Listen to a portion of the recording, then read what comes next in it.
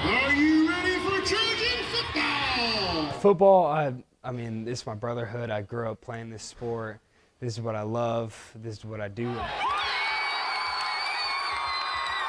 Jake Flowers, number 15, high school senior. He plays football and lacrosse. A lot of people don't know my story. Jake recently started opening up to his peers about what he went through when he was 8 years old. The adults around him didn't know kind of how to handle him, right? Like it's kind of a handle with care, gentle, and he was not having any of it, right? He didn't want to be the kid with cancer. He wanted to be Jake. Wait, Jake, you had cancer? And I'm like, yeah.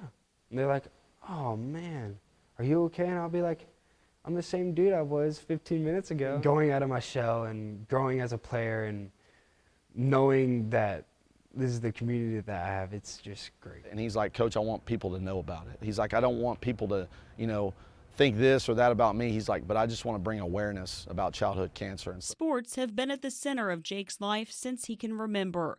T-ball, lacrosse, flag football, then tackle football starting in first grade.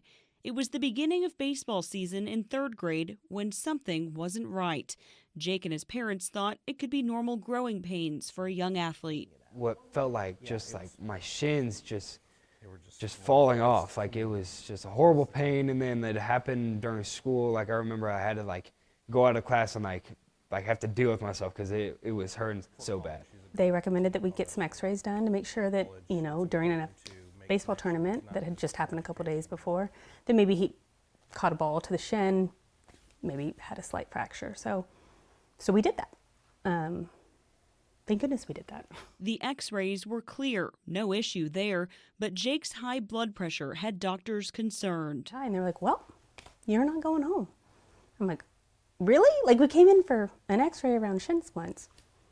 And you're talking to me about high blood pressure? And they're like, yep, we got to get to the source of whatever, because it's too high. He cannot go home. In a matter of days, Jake's parents, Aubrey and Brad, say several of Jake's organs were failing and a tumor was discovered in his brain. He was transferred from a Tulsa hospital to OU Children's in OKC, diagnosed with Stage-4 Burkitt's lymphoma. He may not have hand-eye coordination. He may...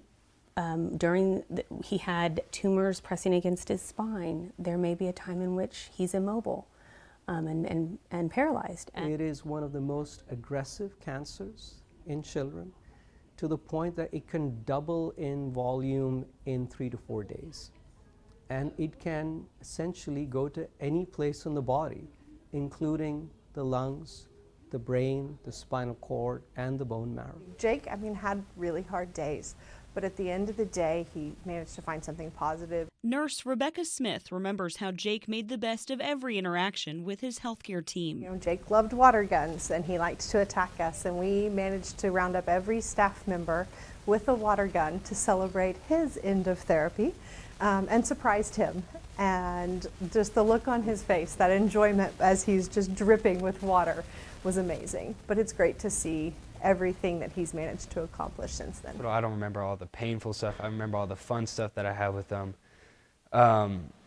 Looking back, it was like I had a loving family and a loving community. They all reached out to me. They all put me in their prayers. I was just very blessed. Jake lived in the hospital for about 8 months, a time in his life his parents look back at through pictures that trigger memories of heartbreak and healing. This was our first day out, right? That was our first 24-hour break. Yep, Easter. We're the lucky family. We're blessed. At that age, to go through what he did and battle through it, just unbelievable kid. Jenks football head coach Adam Gaylor learned about Jake's journey after he went into remission.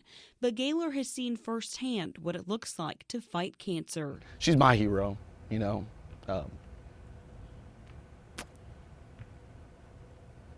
She's a pretty special lady. His wife, Kinsey, was diagnosed with breast cancer right before Christmas in 2022, and her dad, Rick, had leukemia. Gaylor is happy to say all 3 of these people in his life beat cancer. Toughness wins, you know, grit wins, you know. And I feel like I'm on top of my game, feel like I'm thriving. Next spring, Jake will mark 10 years cancer-free. He still checks in with his doctors and nurses once a year to keep an eye out for any secondary cancers that could develop from his past treatment. In more ways than one, Jake says cancer changed him. It's changed me in ways that a lot of people wouldn't know. So like perseverance, I mean, I go out there and I'll work, and like there's something that I see that a lot of people haven't seen is that like I could be in worse shape. I could be sitting in a hospital bed. I could be missing out on all this. So like every rep I get, every chance I get, I want to go live it all. Like I want to go full effort, full speed, everything. This football season, Jake is wearing a yellow ribbon on his helmet to raise awareness for childhood cancer. Which was a big deal because it was, again, another kind of outward statement of his battle. And we talked about it. I said, "Are you really? You want to do that?" And he said, "Yeah.